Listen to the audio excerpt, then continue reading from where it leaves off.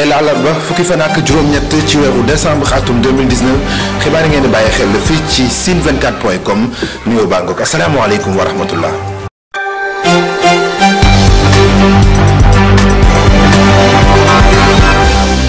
kuréel gii di Human Rights Watch dalatina nag ci réew mi di Sénégal ndax nee nañu Sénégal ni fi gone yi di taxawaaloo ci mbedd mi dafa jéggi dayoo la ñu bëgg nag mooy kilifa yi jël seen dogal loole daal di dakk nu mu gën a gaawee ci fàttali nag ONG boobee ñoo daloon ci kaw jàngalekat yi bu mu indi fi coow lu rëy fii ci réew mi. Université Gaston Berger bu Ndar gone yi la ñu def mooy mer ba futu la ko waral nag mooy dañoo jotul seen i bourse kenn ci ñoom di Aboubacry Sall ne juróomi fan dinañ nag dem ci restaurant yi di lekk te duñu fay benn dërëm boole kooku nag benn fan boo xamees ni duñu faste xànc ak morom ma.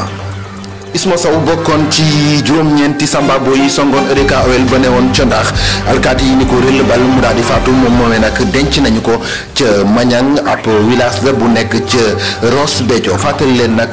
ni leen ki nga xamees ni mooy xalif général bu Paal moom moo jëloon dogal ni kenn du ko denc foofee ca Paal.